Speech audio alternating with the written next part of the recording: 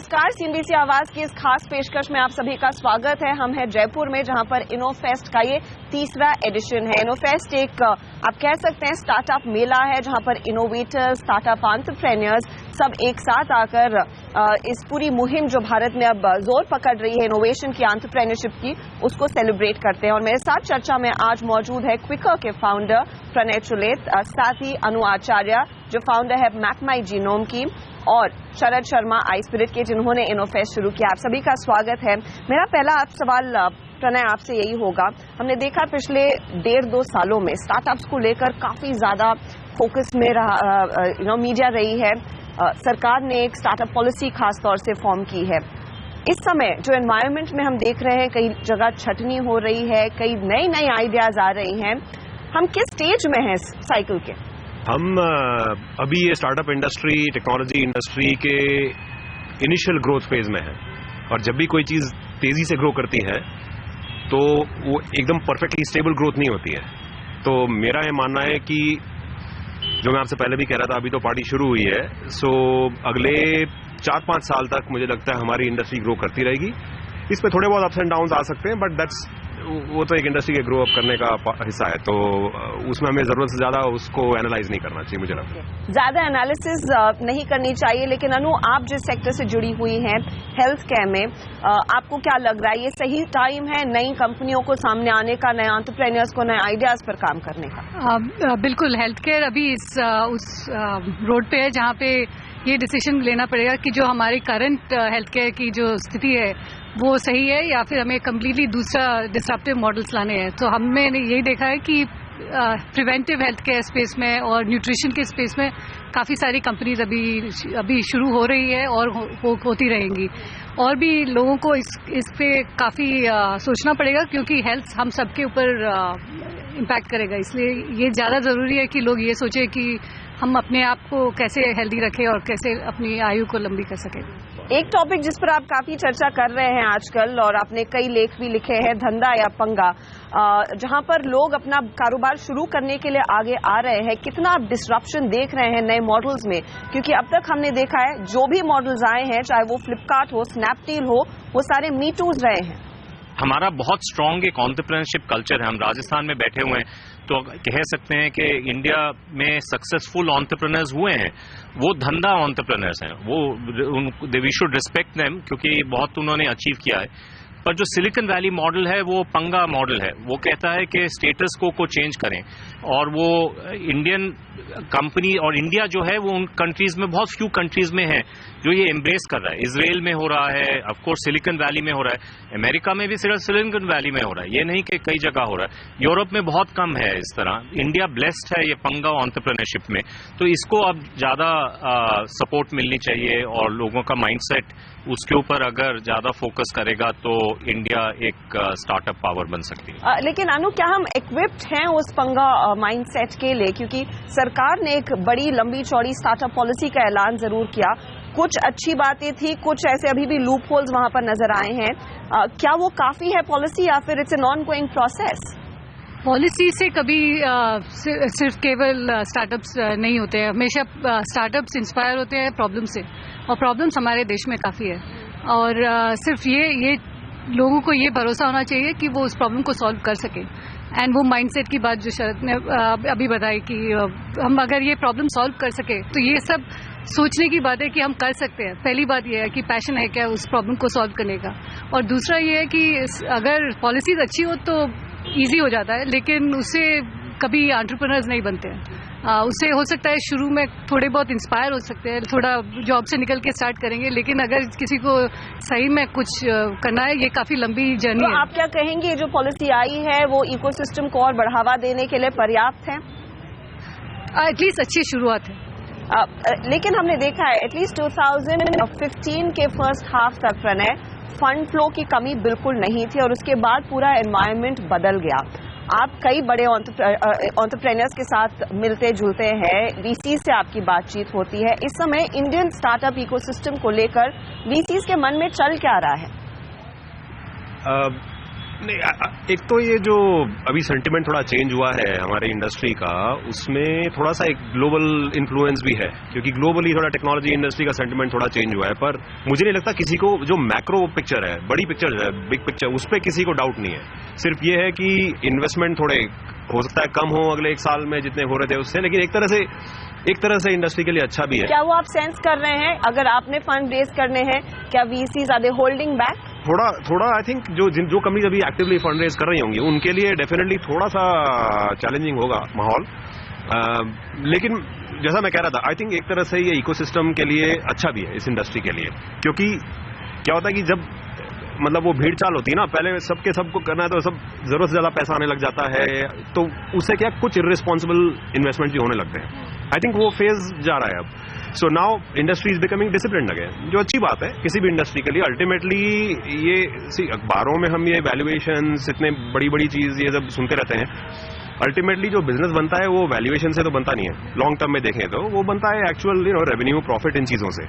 तो we are entering a phase जिसमें कि फाइनेंशियल रोबस्टनेस किसी बिजनेस की, उसको ज्यादा ध्यान से देखा जा रहा है। वो तो देखना पहले से भी चाहिए। आप क्या कहेंगे, from the cash burn zone we are moving towards being more prudent, क्या वो अब सेट इन हो रहा है एंटरप्रेन्योर्स में? हाँ, आई थिंक ये क्वेश्चन तो लोग सोच रहे हैं ना, कम से कम कि जो मैं पैसा खर्च कर रहा हूँ उसका एक्चुअल लॉन्ग टर्म वैल्यू क्या है मेरे बिजनेस के लिए। ये नहीं है कि मैं ऐप डाउनलोड में पैसे खर्च किए ही जा रहा हूँ या फिर मैं ट्रैफिक खरीदे जा रहा हूँ इंटरनेट पे, क्योंकि वो तो करना आसान है पर वो टिकती नहीं है वो चीजें। तो जब आप लॉन्ग टर्म के हिसाब से बिजनेस बनाते हैं तो उसमें you want to go after things जिसमें कि आपको लॉन्ग टर्म में वैल्यू दिखेगी। और मीडिया में थोड़ा सा हमारा, मैं पहले भी कहा था किसी को कि मैं आपकी बात नहीं कर रहा, मतलब इन जनरल इंडियन मीडिया की और इंटरनेट की रिलेशनशिप इंडियन मीडिया और इंडियन क्रिकेट टीम की तरह की है।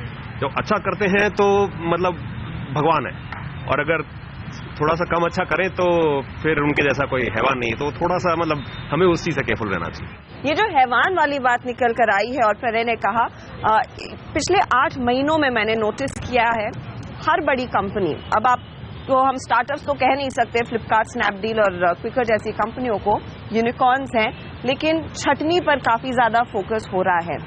अब क्या ये है पैसे बचाने की मोड पर कंपनियां आ गई हैं, उस लिहाज से हो रहा है? आप इसे कैसे देखती हैं, because you are fairly away from this situation?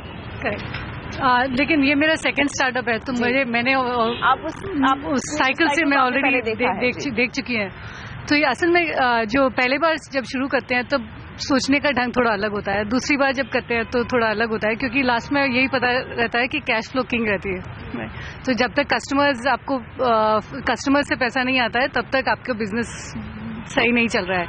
And I think वो लोगों को जब पता चलने लगता है तो वो अपने पैसों को फिर ज़्यादा ध्यान से देखना शुरू कर देते हैं, क्योंकि ये ज़रूरी नहीं है कि शुरू में पैसा खर्च नहीं करना पड़ता है। जैसे अगर R&D के लिए खर्च करें या नए प्रोडक्ट डेवलपमेंट के लिए खर्च करें, वो बात अलग होती है, क्योंकि उससे वो आप एक्सपोनेंशियली उसको ग्रो कर सकते हैं। लेकिन अगर यूनिट पे, अगर वो सेलिंग प्राइस पे कंसंट्रेट करें तब प्रॉब्लम शुरू होती है। शरद, आप इस सिचुएशन को कैसे देखते हैं, क्योंकि आपने इन स्टार्टअप्स के साथ काफी काम किया है, स्पेशली जब मॉर्गन स्टैनली ने फ्लिपकार्ट की वैल्यूएशन को कम किया, सबने चर्चा हुई तो शायद कि अब डाउन राउंड शुरू होंगे, क्या हम वहां पर आ रहे हैं और क्या उसकी जरूरत है? देखिए, मैंने जून में जब लिखा था कि ई कॉमर्स वैल्यूएशंस बबल हैं, तो लोगों ने मुझे काफी उस वक्त काफी कंट्रोवर्शियल था। तो अब तो वो कंट्रोवर्शियल नहीं है, अब ये आमतौर पे एक्सेप्टेड है कि जो मेट्रो कंज्यूमर फेसिंग बिजनेसेस हैं, ई कॉमर्स या फूड टेक, उसमें एक वैल्यूएशन बबल बहुत है। अब ये क्वेश्चन ये है कि क्यों है और ये कैसे अनवाइंड करेगा। जो मेरा सेकंड ओपिनियन है कि क्यों है, क्योंकि ये क्लूलेस इन्वेस्टर्स, हेज फंड्स और प्राइवेट इक्विटी इन्वेस्टर्स आए, उनको इंडिया के बारे में ज़्यादा मालूम नहीं था। उन्होंने सोचा यहाँ पे 100 मिलियन की मिडिल क्लास होगी, वो निकलती है 20 मिलियन की। Everybody comes thinking it's a very large middle class, it turns out not to be. तो ये प्रॉब्लम तो है। अब द क्वेश्चन इज ये अनवाइंड कैसे करेंगे। अब ये मुझे भी मालूम नहीं है, मैंने लिखा था उस वक्त के सॉफ्ट लैंडिंग होगी कि हार्ड लैंडिंग होगी। देखिए, अगर सॉफ्ट लैंडिंग है तो इतना कोई फर्क नहीं पड़ेगा, उसी सेक्टर को फर्क पड़ेगा, अनुराधा के बिजनेस को नहीं पड़ेगा, सैस कंपनीज को नहीं पड़ेगा, एंटरप्राइज टेक को नहीं पड़ेगा। पर अगर इनमें से कुछ यूनिकॉर्न्स कोलैप्स कर जाते हैं, और हार्ड लैंडिंग होती है तो सभी के लिए कुछ देर के लिए न्यूक्लियर विंटर आएगी। क्या वो नौबत आ रही है कि कुछ यूनिकॉर्न्स कोलैप्स करेंगे? मुझे तो it can not be ruled out. See, because to maintain these businesses you need steady inflow of capital, because these businesses they are used to very very capital intensive method. अब वो change करना ये एकदम से possible नहीं। अब यही जो लोग कैपिटल लेके आए थे, लाइन में खड़े होकर कैपिटल दे रहे थे, ये हॉट कैपिटल है, वो उतनी जल्दी भाग के भी चले गए। तो अब बीच में अब क्या होगा मुझे मालूम नहीं, मेरे ख्याल से किसी को मालूम नहीं। Time will tell. As an observer of the ecosystem, क्या आप कहेंगे इन कंपनियों ने अपने मेन कोर मॉडल से काफी ज्यादा डाइग्रेस कर दिया है, इसीलिए ये सिचुएशन में है? ये थोड़ा लर्निंग है हमारे इकोसिस्टम में। देखिए सिलिकॉन वैली में वो बाय एंड लार्ज इस तरह का हॉट मनी को अलाउ ही नहीं करते। So one of the unicorns for example has told me privately, वो 25 मिलियन रेस कर रहे थे, उनको 200 मिलियन मिला। अब वो कहते हैं मे बी मुझे 25 ही लेना चाहिए था, 200 नहीं लेना चाहिए था। तो ये जो लर्निंग्स हैं ये अब आएंगी। अब ये therefore next generation of entrepreneurs को हेल्प करेंगे। और हर एक इकोसिस्टम में ऐसे ही लर्निंग्स होती हैं। इसके अलावा without going through this kind of failure और कोई चारा भी नहीं है। प्रणय, इनफैक्ट आप ये कह रहे थे कि अच्छा है ये इकोसिस्टम में हम इस साइकिल में आ गए हैं, लेकिन ये ऐसा भी टाइम है जब अमेज़न ज्यादा से ज्यादा पैसे डालने के लिए तैयार है। अलीबाबा कह रहा है कि वो बिना पार्टनर या फिर किसी पार्टनर के साथ इंडिया में उतरेगा। ऐसे में फिर इंडियन स्टार्टअप्स, आप जैसी कंपनियां कितनी इक्विप्ड है इन बेहिमौत से फाइट करने के लिए? आई थिंक बिजनेस पे डिपेंड करता है आप कौन से बिजनेस में है। अगर आपके बिजनेस में बड़ा लोकल फ्लेवर है जो कि आसानी से ऑन ग्राउंड कॉपी नहीं किया जा सकता, मुझे नहीं लगता उसमें इतना फर्क होगा। जैसे अभी अगर हम क्विकर का उदाहरण लें, हमारी कंपनी का, तो हमारा क्या बहुत ही लोकल बिजनेस सिटी लेवल पे होता है। दुनिया की कोई भी कंपनी आ जाए, करे हमारे साथ में कम्पीट, ये नहीं कह रहा मैं कि वो कम्पीट नहीं कर सकते, बट आसान नहीं है, मतलब ऐसे और अगर आपने बिल्कुल आपका जो बिजनेस है वो ऐसा ही है कि आप जो बाहर वाला कर रहा है वही आप भी कर रहे हैं और उसमें कुछ ज्यादा डिफरेंशिएशन है नहीं, और है भी तो उसको कॉपी करना आसान है, वो चीज अलग होती है। तो कैपिटल की अपनी वैल्यू है दुनिया में, लेकिन आई थिंक एक्सिक्यूशन एक ऐसा है कि आदमी जो अपने हाथ से कंपनी बनाता है ना, उसमें जो पैशन जाता है, वो एक बड़ी कंपनी वहां बैठ के सिर्फ पैसे खर्च करके वो पैशन को लाना मुश्किल है। तो आई थिंक ये इतना आसान नहीं है कि मतलब ये कहना कि अगर बड़ी कंपनीज अपने आप करेंगी तो इंडियन स्टार्टअप फोल्ड कर जाएंगे, क्योंकि वही है कि जिसका खुद का खून पसीना लगता है तो उसकी तो जान टिकी होती है उसका।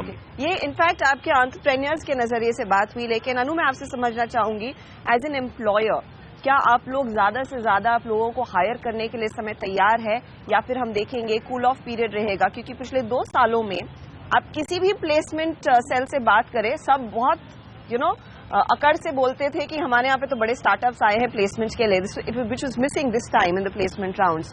तो क्या सिचुएशन है? क्या लोगों को इच्छुक होना चाहिए to go and work with startups? जो एक फ्लेवर था वो अभी भी है, नहीं है?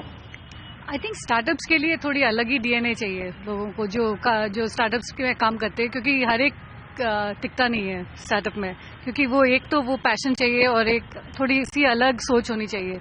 क्योंकि जो बड़ी कंपनियों के लिए बने हुए हैं उनकी अलग ही सोच होती है, लेकिन हमारे ये नहीं है कि हम बहुत सारे लोगों को हायर करते हैं, हमारे सिर्फ 30-35 लोग हैं, और इस साल भी अगर बढ़ाएंगे तो ज़्यादा से ज़्यादा 50-55 या मैक्सिमम 60 तक जाएंगे।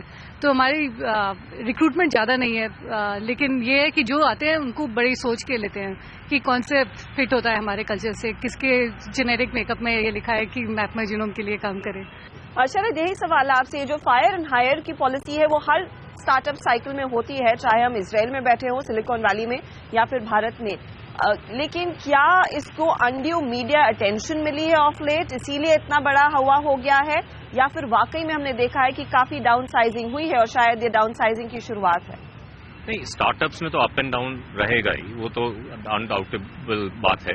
आई थिंक प्रॉब्लम स्टार्टअप्स की नहीं है, प्रॉब्लम ये है कि देखिए पिछले 10-15 साल में आईटी सर्विसेज इंडस्ट्री ने सबसे ज्यादा मिडिल क्लास जॉब्स क्रिएट करी। तो अगर आप इंजीनियरिंग कॉलेज से निकले, इन्फोसिस या विप्रो कहीं ज्वाइन किया, तो आप एकदम से मिडिल क्लास में आ गए और अपर मिडिल क्लास में आ गए, और उन्होंने 3 मिलियन जॉब्स क्रिएट करी in the upper middle class. वो that was the biggest driver of jobs in India.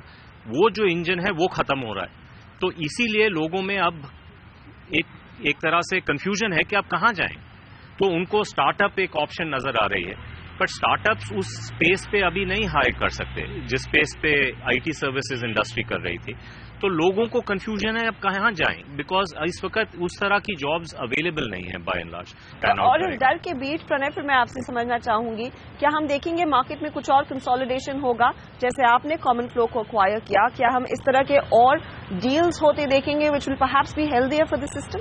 हाँ बिल्कुल। आई थिंक अगेन ये इंडस्ट्री एक यंग इंडस्ट्री है, तो वो ग्रो होती है तो उसमें चेंजेस होते हैं।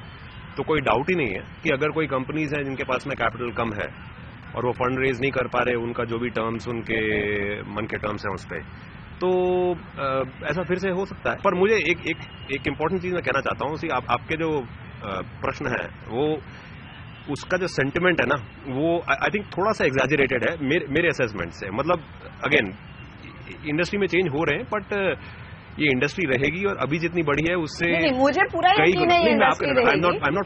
I understand, but that's the sentiment, क्योंकि जो लोग आते हैं क्विकर, फ्लिपकार्ट, स्नैपडील में काम करने के लिए और 10 दिन बाद या फिर कुछ महीनों बाद उनको एक नोटिस मिलता है कि आप अपना परफॉर्मेंस इंप्रूव करें क्योंकि शायद हम आपको आगे नहीं रख पाएंगे, वो सेंटिमेंट को कहीं ना कहीं बिगाड़ता है। जॉब मार्केट पर इसका असर होता है। लोगों में अब डर बैठ गया है कि क्या मैं स्टार्टअप्स जो मुझे एनकरेज कर रहे थे कुछ अलग सोचने के लिए, वहां पर वापस जाऊं नौकरी मांगने या नहीं। ऐसा है कि हमारी कंपनी में तो हमने ऐसा कुछ किया नहीं है, तो और मैं किसी और के बारे में कमेंट नहीं कर सकता उन्होंने क्या किया है। लेकिन अगर किसी कंपनी ने जरूरत से ज्यादा हायरिंग कर ली हो, उन्होंने कैंपस में जाके बहुत सारे स्टूडेंट्स को हायर कर लिया हो और बाद में अगर वो उनको जाने को कह रहे हो, तो हाँ वो थोड़ा सा उसमें नर्वसनेस आ सकती है। पर एक तरह से मेरे ख्याल से ये स्टूडेंट्स के लिए भी, मतलब जो स्टूडेंट सीरियस हों इस तरह के जॉब्स के लिए, उनको पता होना चाहिए इसके रिस्क भी होते हैं कुछ, कि आप यंग कंपनी में जाते हैं तो ये नहीं है कि वो हमेशा पॉजिटिव उस पर ही रहेगी। ये आईटी इंडस्ट्री में भी होता था। 2016 की समाप्ति हम कहाँ देखेंगे? स्टार्टअप इकोसिस्टम में क्या वो डाउन राउंड्स की स्थिति होगी या फिर एक नए वेव की हम शुरुआत पे बैठे होंगे? आई थिंक वो डिपेंड करता है कि कौन से प्रॉब्लम सॉल्व कर रहे हैं। आई थिंक थोड़ी बहुत कंसोलिडेशन जरूर होगी, बट आई थिंक मैंने ये देखना शुरू किया है कि एटलीस्ट थोड़ी अलग सी आइडियाज को भी मौका मिलेगा, सिर्फ ई कॉमर्स को ही नहीं। उसमें फिर हम उम्मीद करें कि मैप माई जीनोम जैसे कई कंपनियां आएंगी सामने। Sharad? Clearly I think sector rotation होगा। एम्फेसिस जो अभी मेट्रो कंज्यूमर्स वाले सेक्टर पे था वो कम हो जाएगा और नए सेक्टर्स उभर के आएंगे। मेरे ख्याल से एंटरप्राइज टेक में बहुत जोरों शोरों से आएगा और जो भारत कंज्यूमर है वो बहुत उभर के आएगा, क्योंकि सारा ग्रोथ और एक्शन जो है भारत कंज्यूमर के पास है। हीरो जो हैं हमारे स्टार्टअप हीरोज, उसमें भी रोटेशन आएगा। प्रणय, आपके लिहाज से क्या होगा? ज्यादा consolidation which you said will be healthier, या फिर आप लार्जली इस इकोसिस्टम को कहां पर देखते हैं इस साल के अंत तक? इस साल के अंत तक हाँ मुझे लगता है कुछ और कंसोलिडेशंस होंगे और जो ज़्यादा मल्टी कैटेगरी कंपनीज हैं वो शायद इंडिविजुअल स्पेशलिस्ट को और एक्वायर करें। मेरा अपना मानना है कि इतना मतलब जो हमारी बड़ी कंपनीज है रिलेटिवली टॉप की 8-10 अगर आप देख लें किसी भी तरीके से, उसमें शायद इतना कोई वायलेंट धक्का नहीं लगना चाहिए। थोड़ा अप डाउन चलता है तो अगेन मुझे लगता है कि, और मैं आपकी बात नहीं कर रहा, इन जनरल अभी क्या कि सेंटिमेंट एकदम से ना एकदम ही दूसरी तरफ हो गया है, उतना भी कुछ नहीं हुआ है। मतलब ठीक है, एंड आई थिंक अगर आप जितना कैपिटल आई है वो capital I would say by and large फिर भी सेफ है। जहां पे बड़ी कैपिटल लगी है मुझे नहीं लगता वो बड़ी कैपिटल एकदम से इन्वेस्टर्स को रिटर्न नहीं मिलेगा, वैसी हालत नहीं है मेरे ख्याल। बहुत बहुत शुक्रिया आप सभी का हमारे लिए समय निकालने के लिए। तो 2016 एक चैलेंजिंग साल जरूर रहेगा, लेकिन जैसे यहाँ पर बैठे एंटरप्रेन्योर्स ने कहा, कंसोलिडेशन जारी रहेगा और शायद हम देखेंगे नए सेक्टर से कुछ और नए स्टार्टअप हीरोज उभरते हुए। इस खास पेशकश में इतना ही। नमस्कार।